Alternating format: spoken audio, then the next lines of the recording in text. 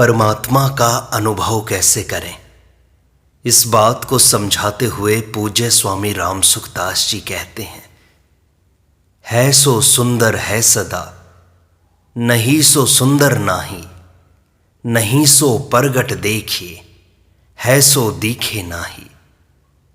कितनी विचित्र बात है कि परमात्मा हैं पर वे दिखाई नहीं देते, और संसार नहीं है पर वह दिखाई देता है। इसका कारण यह है कि हमारे पास देखने की जो शक्ति है वह सब संसार की है। जिस धातु का संसार है उसी धातु की हमारी इंद्रियां और अंतःकरण हैं, इसलिए उनसे संसार ही दिखाई देगा, परमात्मा कैसे दिखेंगे। इंद्रियां, मन, बुद्धि प्रकृति के अंश हैं। प्रकृति के अंश द्वारा प्रकृति से अतीत तत्व को कैसे देखा जा सकता है। प्रकृति से अतीत परमात्म तत्व को तो अपने आप से अर्थात स्वयं से ही देखा जा सकता है, क्योंकि स्वयं परमात्मा का ही अंश है। तात्पर्य है कि शरीर, इंद्रियां, मन, बुद्धि तथा संसार तत्व से एक हैं और स्वयं तथा परमात्मा तत्व से एक हैं। विचार करें कि क्या शरीर, इंद्रियां, मन, बुद्धि और परमात्मा की तात्विक एकता है? कदापि नहीं। फिर उनके द्वारा परमात्मा को कैसे देखा या प्राप्त किया जा सकता है? असंभव बात है। अतः हम स्वयं से देखेंगे तो परमात्मा दिखाई देंगे, और शरीर से देखेंगे तो संसार ही दिखाई देगा। रहने वाले से रहने वाला ही दिखेगा और बदलने वाले से बदलने वाला ही दिखेगा। अब स्वयं से परमात्मा कैसे दिखाई देते हैं, इस पर विचार करें। प्रत्येक मनुष्य को मैं हूं इस रूप में अपनी सत्ता का अनुभव होता है। मैं हूं इसमें मैं प्रकृति का अंश है और हूं परमात्मा का अंश है। अतः मैं की नहीं के साथ और हूं की है के साथ एकता है। हूं और है का भेद मैंपन के कारण ही है। अगर मैंपन न रहे तो हूं नहीं रहेगा, अपितु है ही रहेगा। तात्पर्य हुआ कि स्वयं में जो सत्ता अर्थात अपना होनापन है वह वास्तव में परमात्मा का ही है। वह होनापन सब जगह समान रीति से स्वतः स्वाभाविक परिपूर्ण है। हमसे यह भूल होती है कि हम परमात्मा में संसार को देखते हैं, जबकि देखना चाहिए संसार में परमात्मा को। नहीं में है को देखना तो सही है, पर है में नहीं को देखना बड़ी गलती है, क्योंकि परमात्मा है और संसार नहीं है। इसलिए गीता में आया है, समम सर्वेषु भूतेषु तिष्ठन्तं परमेश्वरम विनश्यत्सु अविनश्यन्तं यह पश्यति स पश्यति। अर्थात जो नष्ट होते हुए संपूर्ण प्राणियों में परमात्मा को नाश रहित और समरूप से स्थित देखता है, वही वास्तव में सही देखता है। ऐसा कोई क्षण नहीं है जिसमें संसार न बदलता हो। बदलना ही बदलना इसका स्वरूप है, परंतु परमात्मा नहीं बदलने वाले हैं। संसार रहे अथवा नष्ट हो जाए, वे नित्य निरंतर ज्यों के त्यों ही रहते हैं। उनमें कोई फर्क नहीं पड़ता। संसार कभी एक क्षण भी नहीं टिकता और परमात्म तत्व कभी एक क्षण भी मिटता नहीं।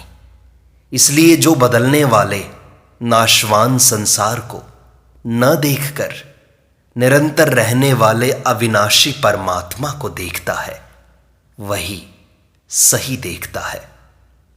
परंतु जो परमात्मा को न देखकर संसार को देखता है, वह सही नहीं देखता। महाभारत में आया है कि जो अन्य प्रकार का अविनाशी होते हुए भी आत्मा को अन्य प्रकार का विनाशी शरीर मानता है, उस आत्मघाती चोर ने कौन सा पाप नहीं किया, अर्थात सभी पाप कर लिए। जैसे शरीर के बदलने पर हम अपना बदलना नहीं देखते। बालकपन से लेकर आज तक शरीर कितना बदल गया, पर हम कहते हैं कि मैं तो वही हूं जो बालकपन में था। शरीर बदल गया, स्थान बदल गया, समय बदल गया, वस्तुएं बदल गईं, साथी बदल गए, परिस्थिति बदल गई, अवस्था बदल गई, क्रियाएं बदल गईं, पर सब कुछ बदलने पर भी स्वयं नहीं बदला। देश काल आदि में फर्क पड़ा, पर अपने में कोई फर्क नहीं पड़ा। ऐसे ही संसार कितना ही बदल जाए, परमात्मा वैसे के वैसे ही रहते हैं। वस्तु भेद, व्यक्ति भेद और क्रिया भेद होने पर भी तत्व भेद नहीं होता। हमारी दृष्टि उस परमात्म तत्व की तरफ ही रहनी चाहिए। जैसे कोई व्यापारी कोयला खरीदता है और बेचता है, पर उसकी दृष्टि पैसों पर ही रहती है कि इतने पैसे आ गए। व्यापार की चीजें तो बदल जाती हैं, पर पैसा वही रहता है। ऐसे ही सब व्यवहार करते हुए भी हमारी दृष्टि परमात्मा पर ही रहनी चाहिए। यह सिद्धांत है कि जो आदि अंत में नहीं होता, वह वर्तमान में भी नहीं होता, और जो आदि अंत में भी होता है, वह वर्तमान में भी होता है। संसार पहले भी नहीं था और बाद में भी नहीं रहेगा, इसलिए संसार नहीं है। परमात्मा तो पहले भी थे और बाद में भी रहेंगे, इसलिए परमात्मा ही हैं। संसार को सत्य रूप से देखने वाले कहते हैं कि परमात्मा है ही नहीं, और परमात्मा को सत्य रूप से देखने वाले कहते हैं कि संसार ही नहीं है। संसार में जो है पना दिखाई देता है, वह उस परमात्मा की ही झलक है। जैसे रस्सी से सांप बनता दिखाई देता है, तो वास्तव में है पना रस्सी में है, सांप में नहीं। पर रस्सी का है पना सांप में दिखाई देता है। ऐसे ही है पना परमात्मा में है, संसार में नहीं है। पर परमात्मा का है पना संसार में संसार रूप से दिखाई देता है। जैसे चने का आटा फीका होता है, पर जब उसमें चीनी पड़ जाती है, तब उससे बनी बूंदी मीठी लगती है। वह मिठास वास्तव में चीनी की ही है, बेसन की नहीं। ऐसे ही संसार में जो है पना दिखाई देता है, वह संसार का न होकर परमात्मा का ही है। अगर भक्ति योग की दृष्टि से देखें तो सब संसार परमात्मा स्वरूप ही है। भगवान श्री कृष्ण श्रीमद् भगवद गीता में कहते हैं, मत तरह पर तरम नान्यत किंचिदस्ति धनंजय। हे धनंजय, मेरे सिवाय इस जगत का दूसरा कोई थोड़ा सा भी कारण तथा कार्य नहीं है। वासुदेवः सर्वम, सब कुछ परमात्मा ही है। सद असत चाहम, सत और असत भी मैं ही हूं। और श्रीमद् भागवत महापुराण में आया है, मनसा वचसा दृष्टया गृह्यते अन्यैरपीरिन्द्रियैः अहमेव न मत्तोऽन्यद् इति बुद्ध्यध्वं मंजसा। अर्थात मन से, वाणी से, दृष्टि से तथा अन्य इंद्रियों से जो कुछ भी शब्द आदि विषय ग्रहण किया जाता है, वह सब मैं ही हूं। अतः मेरे सिवाय और कुछ भी नहीं है।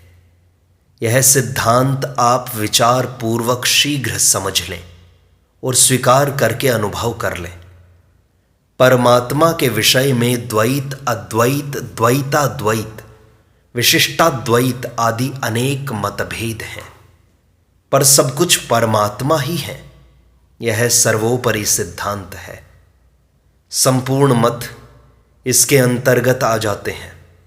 साधकों के मन में प्रायः यह भाव रहता है कि परमात्मा की सार बात, तात्विक बात कोई बता दे, बढ़िया से बता दे, तो हम जल्दी परमात्मा प्राप्ति कर लेंगे। वह सार बात, तात्विक बात, बढ़िया बात, सबका खास निचोड़, निष्कर्ष यही है कि केवल परमात्मा ही परमात्मा है। मैं भी परमात्मा हूँ, तू भी परमात्मा है, यह भी परमात्मा है और वह भी परमात्मा है, अर्थात परमात्मा के सिवाय कुछ भी नहीं है। अब प्रश्न होता है कि सब कुछ परमात्मा कैसे हुए? एक अपरा प्रकृति है, एक परा प्रकृति है और एक परा अपरा के मालिक परमात्मा है। बुद्धि, जल, अग्नि, वायु, आकाश, मन, बुद्धि और अहम, यह 8 प्रकार की अपरा प्रकृति है। जीव परा प्रकृति है। अपरा और परा ये दोनों प्रकृतियां परमात्मा का स्वभाव होने से परमात्मा से अभिन्न है, अर्थात इन दोनों की परमात्मा से अलग स्वतंत्र सत्ता नहीं है। शरीर की अपरा प्रकृति के साथ और शरीरी की परा प्रकृति के साथ एकता है।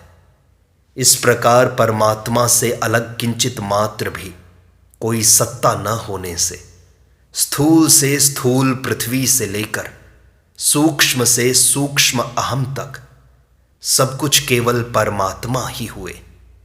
इसलिए गीता में अपरा, परा और वासुदेव अथवा क्षर, अक्षर और पुरुषोत्तम, इन तीनों के वर्णन का तात्पर्य इनको एक बताने में ही है, 3 बताने में नहीं। अब प्रश्न होता है कि सब कुछ परमात्मा ही है, तो इनका अनुभव कैसे हो? जगत की स्वतंत्र सत्ता न होते हुए भी जीव ने जगत को स्वतंत्र सत्ता दी है। जीव भूताम महाबाहो ययेदम धार्यते जगत। जगत को सत्ता देने में मुख्य कारण है सुख भोग बुद्धि। जीव की सुख भोग बुद्धि के कारण ही परमात्मा जीव को जड़ जगत रूप से दिखाई देने लग गए और जीव स्वयं भी जगत रूप हो गया। अतः परमात्म तत्व के अनुभव में सुख भोग बुद्धि ही खास बाधक है। अब प्रश्न होता है कि सुख भोग बुद्धि कैसे नष्ट हो? इसको मिटाने के 3 मुख्य साधन हैं: कर्मयोग, ज्ञान योग और भक्ति योग। कर्मयोग के द्वारा सुख भोग बुद्धि सुगमता से मिट सकती है। संपूर्ण सृष्टि 5 भौतिक होने से एक ही है। जैसे एक ही शरीर के अनेक अंग होते हैं, ऐसे ही संपूर्ण शरीर एक ही सृष्टि के अनेक अंग हैं। अतः जैसे मनुष्य अपने शरीर के सभी अंगों से अलग अलग यथा योग्य व्यवहार करते हुए भी सभी अंगों का समान रूप से सुख और हित चाहता है, किसी भी अंग का दुख और अहित नहीं चाहता, ऐसे ही साधक को सभी प्राणियों से यथा योग्य व्यवहार करते हुए भी समान रूप से सबके सुख और हित का भाव रखना चाहिए और किसी का भी दुख और अहित नहीं चाहना चाहिए। जैसे माँ के हृदय में अपना दुख दूर करने की अपेक्षा भी बालक का दुख दूर करने का विशेष भाव रहता है, ऐसे ही साधक भी दूसरे का दुख दूर करने का विशेष भाव रखता है। दूसरों को सुख देने का भाव होने से अपनी सुख भोग बुद्धि स्वतः मिटती है। ज्ञान योग में विवेक पूर्वक विचार करने से सुख भोग बुद्धि का नाश हो जाता है। जैसे प्यास की जल से अलग स्वतंत्र सत्ता नहीं है, अर्थात प्यास जल रूप ही है, ऐसे ही सुख आसक्ति की भी संसार से अलग स्वतंत्र सत्ता नहीं है, अर्थात संसार की सुख आसक्ति या सुख भोग बुद्धि संसार रूप ही है। जैसे मनुष्य को जल की प्यास दुख देती है, जल दुख नहीं देता, ऐसे ही संसार की सुख आसक्ति ही दुख देने वाली है। संसार दुख नहीं देता, अतः सुख आसक्ति ही संपूर्ण दुखों का, अनर्थों का, अवगुणों का, पापों का मुख्य कारण है। ऐसा विचार करने से संसार में सुख भोग बुद्धि मिट जाती है। भक्ति योग में साधक सब कुछ भगवान ही हैं, इसको दृढ़ता से मान ले कि वास्तव में बात यही है। मानने के बाद अनुभव स्वतः हो जाएगा। अनुभव न होने का दुख जितना तेज होगा उतनी ही जल्दी अनुभव होगा। जब सब रूपों में भगवान ही हैं तो फिर वे मेरे को दिखाई क्यों नहीं देते? अगर मां मौजूद है तो फिर वह मेरे को गोदी में क्यों नहीं लेती? इस प्रकार छटपटाहट लगे तो बड़ी जल्दी सुख भोग बुद्धि का नाश होकर परमात्मा का अनुभव हो जाएगा। परंतु संसार के संबंध से जितना सुख लिया है उससे अधिक मात्रा में सुख भोग बुद्धि के न मिटने का दुख होना चाहिए। अगर साधक में सुख भोग बुद्धि को मिटाने की उत्कट अभिलाषा हो, पर उसको मिटाने में अपने में निर्बलता का अनुभव हो और साथ साथ यह विश्वास हो कि सर्वसमर्थ भगवान की कृपा शक्ति से ही मेरी यह निर्बलता दूर हो सकती है, तो ऐसी स्थिति में वह भक्त होकर भगवान के परायण हो जाता है। भगवान के परायण होने पर फिर स्वतः भीतर से प्रार्थना पुकार निकलती है, जिससे सुगमता पूर्वक सुख भोग बुद्धि मिट जाती है और एक परमात्मा के सिवाय कुछ नहीं है, इसका अनुभव हो जाता है। इस प्रकार सत्संग का यह भाग संपूर्णता को प्राप्त होता है। शेष अगले अंक में।